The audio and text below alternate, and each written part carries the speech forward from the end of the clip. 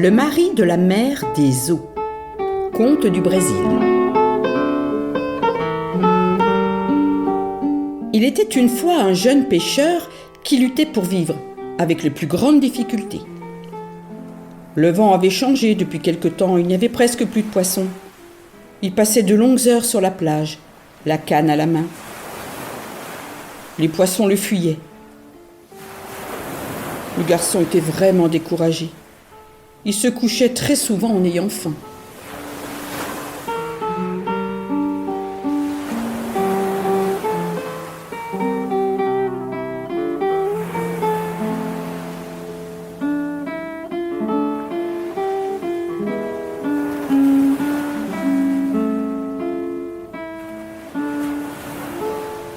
Au cours d'une nuit de lune, alors qu'il essayait de pêcher, les poissons disparurent après avoir mangé l'hameçon.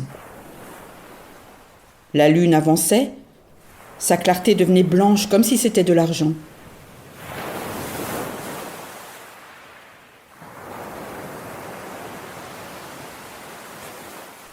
La fraîcheur se faisait sentir. Le jeune homme ne voulait pas rentrer chez lui sans rapporter au moins un petit poisson pour calmer sa faim. Il commence à se décourager lorsqu'il entend soudain des voix qui chantent de manière si mélodieuse. Oh, qu'il y avait de quoi être ensorcelé. Les voix s'approchent de plus en plus.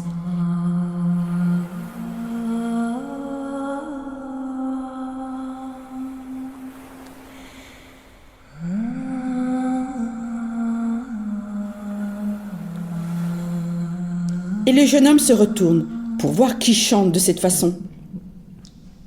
C'est alors qu'une jeune fille apparaît sur un rocher pointu.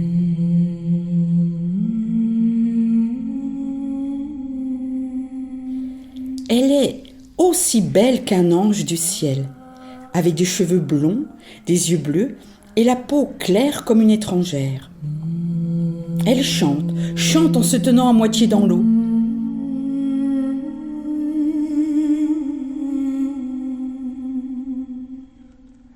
Ses cheveux brillent comme si c'était de l'or.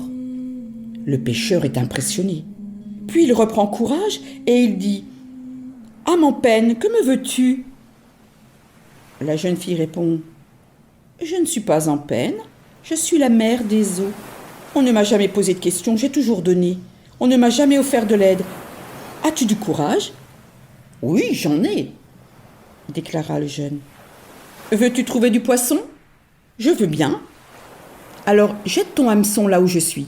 Tu devras venir toutes les nuits, jusqu'au dernier croissant de lune, et pêcher de minuit à l'aube. » Elle agite la main, plonge, puis disparaît.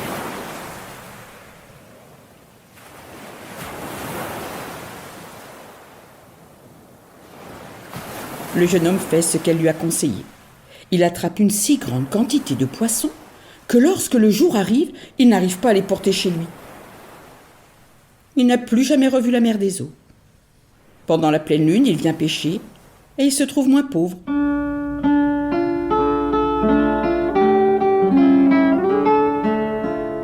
Les mois passent. Il commence à regretter la belle femme. Une nuit de pleine lune, alors qu'il se trouve à la pêche, il entend le chant de la mer des eaux.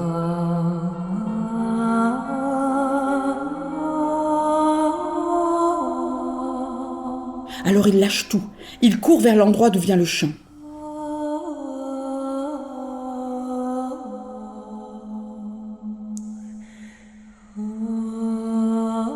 Quand la mère des eaux met la main sur le rocher, le jeune homme s'approche. Dès qu'elle s'installe, le pêcheur la remercie de tout ce qu'il a reçu. Il lui demande de quelle manière il pourrait la remercier de tant de bonté. « Veux-tu te marier avec moi ?» dit-elle. Le jeune homme n'hésite pas. « Je veux bien. » La mère des eaux lance un grand rire et continue. « Nous allons bientôt nous marier. Viens me chercher dans la nuit du jeudi à vendredi de la prochaine lune. Apporte-moi du linge, mais qu'il soit seulement blanc, bleu ou vert. Fais attention à ce qu'il n'y ait aucune épingle, aiguille ou toute autre chose en fer. Je pose une seule condition. Ne te mets jamais en colère contre moi ou contre les habitants de la mer. Tu me le promets ?» Le jeune homme, qui est très amoureux, accepte tout.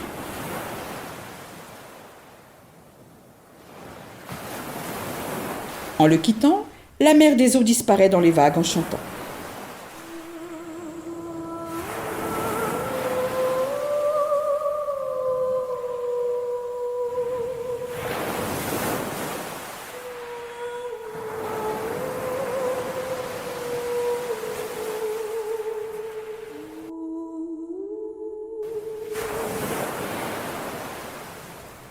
Au cours de la nuit prévue pour le rendez-vous, le pêcheur apparaît sur les lieux en apportant du linge blanc, sans aiguille ni épingle ou quoi que ce soit qui est en fer. La mère des eaux sort avant le chant du coq. Le jeune homme se tient avec un grand drap étalé. Elle est si belle qu'il en reste ébloui. Lorsqu'il l'a enveloppée dans le drap, il l'emmène chez lui.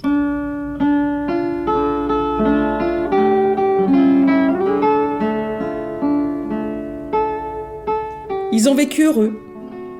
La maison était merveilleusement rangée, avec de tout, du linge, des meubles, de l'argent. Rien ne manquait, ni à boire, ni à manger.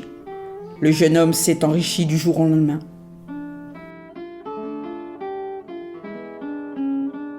Les gens sont étonnés de ce bonheur qui ressemble à un miracle.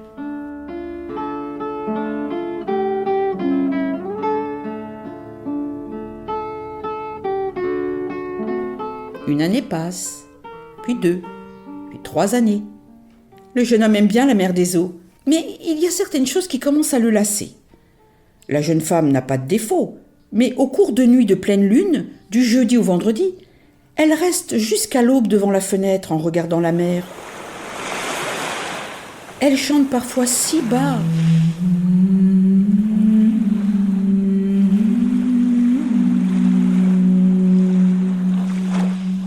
Qu'elle donne de la nostalgie, aux pierres même, et aux bêtes de la campagne.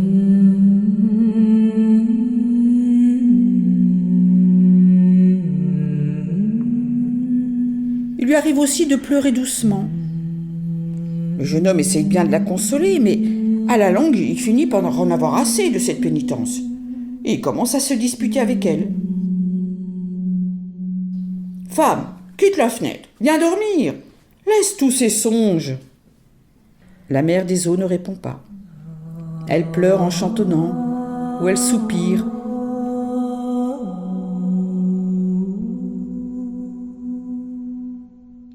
La même chose se renouvelle tous les mois.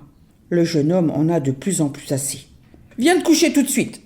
Femme de crèche, qu'est-ce que c'est que cette idiote? Abandonne à la mère cette manie de chanter et de pleurer. Est-ce que tu es une femme ou un poisson ?»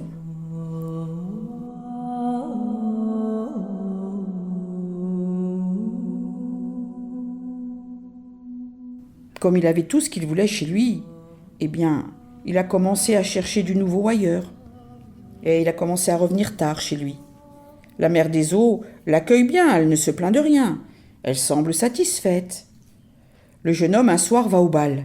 Il passe la nuit entière à danser, aussi gai que s'il était célibataire. Il avait tout à fait oublié la beauté qui l'attendait à la maison. Il rentre seulement au petit matin. Il crie aussitôt après son café au lait, ses gâteaux et autre chose à manger. Avec patience, la mère des eaux commence à faire rapidement ce qu'il lui a demandé. Mais elle n'allait pas assez vite. Il s'assoit sur une chaise en faisant la tête. « Bien fait. Qui m'a dit de me marier avec une femme de la mer au lieu d'une personne de la terre? Bien fait. Tout est mystérieux, plein d'histoires, choses de la mer. Oh, je te renie. » À peine a-t-il prononcé ces mots que la mère des eaux pousse un long gémissement.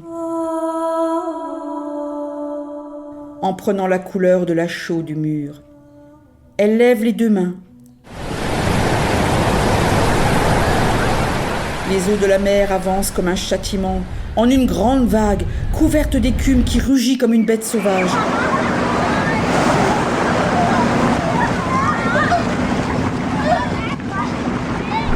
Terrorisé, le jeune homme court, comme un cerf, escaladant une montagne près de la maison. Là-haut, il se retourne pour voir. Sa maison, la véranda, les murs, les bêtes, tout avait disparu. À sa place, une tranquille lagune était reliée à un bras de mer. Il entendit au loin un chant triste, aussi triste que celui qui dit au revoir au monde. Depuis ce jour-là, il n'a plus jamais revu la mer des eaux.